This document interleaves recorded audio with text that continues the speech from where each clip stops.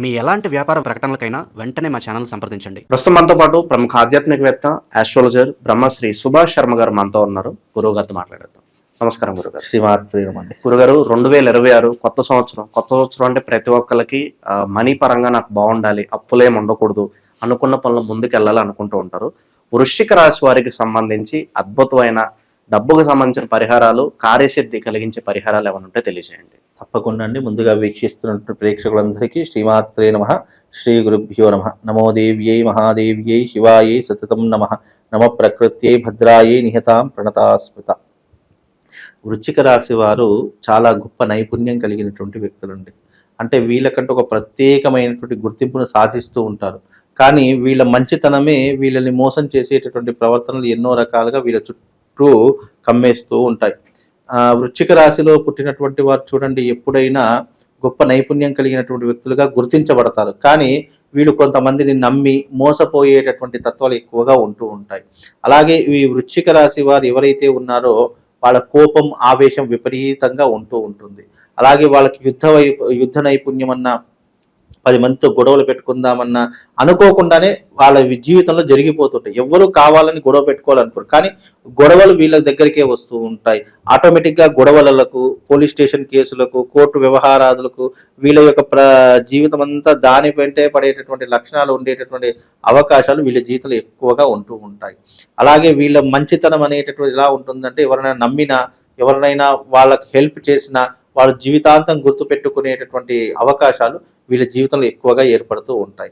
కనుక వృశ్చిక రాశి వారికి అనుకున్నటువంటి పనులన్నీ కూడా జరుగుతూ ఉంటాయి.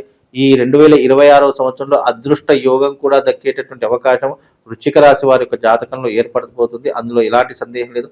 ఇక వృశ్చిక రాశి వారికి ధనయోగ పరంగా చూసుకున్నట్టయితే, వృశ్చిక రాశి వారికి ఆర్థిక పరమైనటువంటి మెరుగు కావాలి, అప్పులు క్లియర్ కావాలి, అనుకున్నటువంటి పనులు సాధించుకోవాలి, విద్య, ఉద్యోగం, ఆరోగ్యం ఇలాంటివి సంపాదించుకోవాలి, కుటుంబాన్ని చాలా జాగ్రత్తగా చూసుకోవాలి అని అనుకుంటే గనక వాళ్ళకు ఒక అద్భుతమైనటువంటి పరిష్కార మార్గం చెప్తారు. ఈ తాంత్రిక శాస్త్రంలో రహస్యంగా నిగూఢంగా చెప్పినటువంటి ఒక విధానం ఉంటుంది. ఆ విధానం చెప్తాను. మీరు జీవితంలో వృశ్చిక రాశి వారు ఎవరైతే ఉన్నారో డబ్బు యోగాన్ని మీరు సంపాదించుకోవాలి అని అనుకుంటే, మీరు ఉదయం లేచిన వెంటనే ఒక తమలపాకు తీసుకోండి. ఆ తమలపాకు మీద వీలైనంత వరకు గంధం కలుపుకోండి. గంధం కలుపుకొని ఒక తమలపాకు, మంచి తమలపాకు తీసుకొని ఆ తమలపాకు మీద ఒక మంత్రం చెప్తాను. ఆ మంత్రాన్ని ప్రతిరోజు ఒక్కొక్క తమలపాకు, అంటే ఈ రోజు అయిపోయింది, ఈ రోజు పక్కన పెట్టేసి మళ్ళీ రేపుకో, అంటే రోజుకొక తమలపాకు తీసుకొని నేను చెప్పినటువంటి బీజాక్షర మంత్రాన్ని దాని మీద రాయండి. అదేమిటి అని అంటే కనుక, ఓం శ్రీం హ్రీం క్లీం శ్రీ మహాలక్ష్మీ నమః, ఓం శ్రీం హ్రీం క్లీం శ్రీ మహాలక్ష్మీ నమః అనేటటువంటి బీజాక్షరాన్ని తమలపాకుల మీద రాయండి. అలా 108 రోజులు చెయ్యండి. 108 రోజులు చేసిన తర్వాత ఆ తమలపాకులన్నిటినీ కూడా ఏం చేస్తారు అని అంటే గనక, ఆ 108 రోజులు అయిన తర్వాత అవి ఎండిపోతాయి. ఎండిపోయిన తర్వాత వాటన్నిటినీ కూడా భస్మంలా చేసేసుకోండి.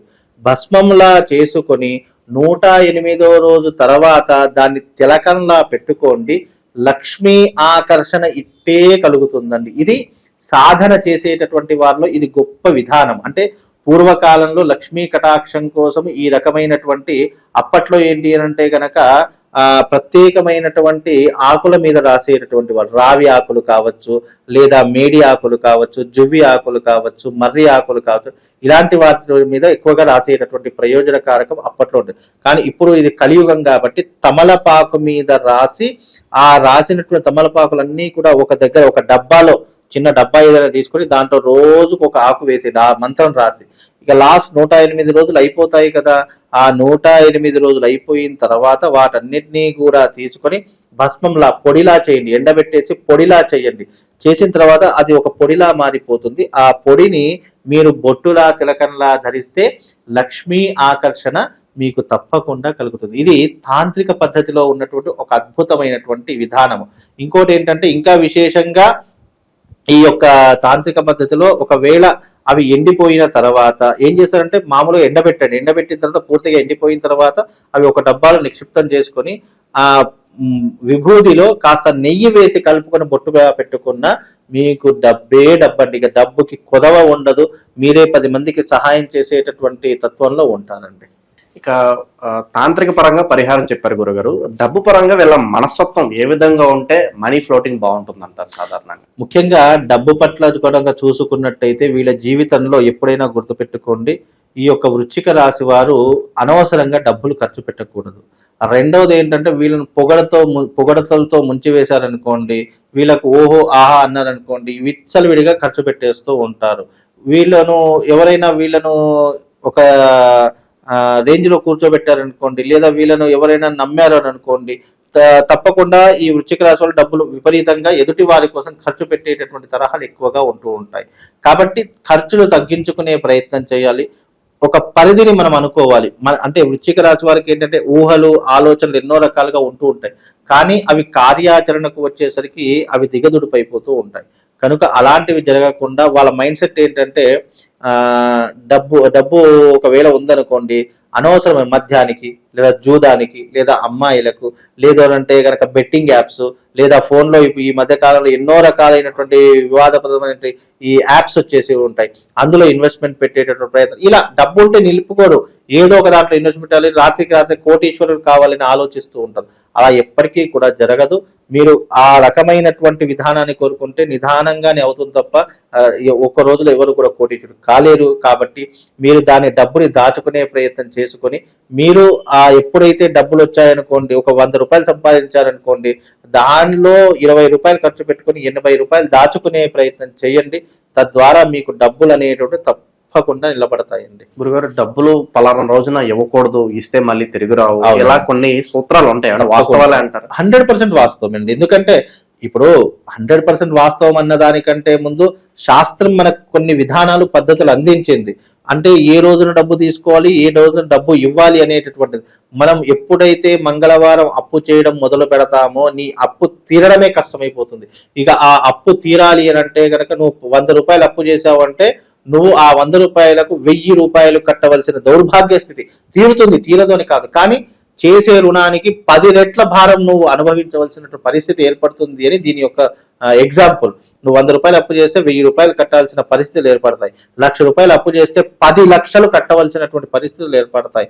కాబట్టి మంగళవారం రోజు అప్పు తీసుకోవడం, అప్పు ఇవ్వడం కానీ ఇచ్చాడనుకోండి, ఇచ్చిన వారికి బాగానే ఉంటుంది. ఎవరైనా అప్పు తీరకూడదంటే మంగళవారం అప్పు ఇస్తే ఇచ్చిన వాడికి అప్పు తీరదు, ఇచ్చే వారికి ఇంట్రెస్ట్ వస్తూనే ఉంటుంది. ఇచ్చేవాడికి తీసుకున్న వాడికే కష్టాలు ప్రారంభమవుతాయి. అలాగే శుక్రవారం రోజున కూడా అస్సలు అంటే ఇచ్చేవాడు ఇవ్వకూడదు. ఇచ్చాడు అంటే అవి మునిగిపోతాయి, మళ్ళీ ఇక తిరిగి రావు. వీడు చెప్పులు అరిగిపోయినా తిరిగినంటా కూడా అవి రావు. కాబట్టి ఇచ్చేటప్పుడు మంగళవారం ఇవ్వకూడదు, తీసుకునేవాడు కూడా మంగళవారం తీసుకోకూడదు. అలాగే మనము ఇచ్చేటప్పుడు శుక్రవారం ఎవరికి కూడా డబ్బులు బయటకు ఇవ్వకూడదు అని శాస్త్రం. ఇక మిగతా రోజులు ఎప్పుడైనా ఇవ్వచ్చు. ఈ 2 వారాలు ప్రధానమైనటువంటివి అని అంటుతారు. ఓవరాల్ గా వృశ్చిక రాశి వారికి సంబంధించి 2026లో విపరీతమైన ధనయోగం కలగాలంటే ఎటువంటి పరిహారాలు చేసుకోవాలో అద్భుతంగా వివరించారు. ధన్యవాదాలు.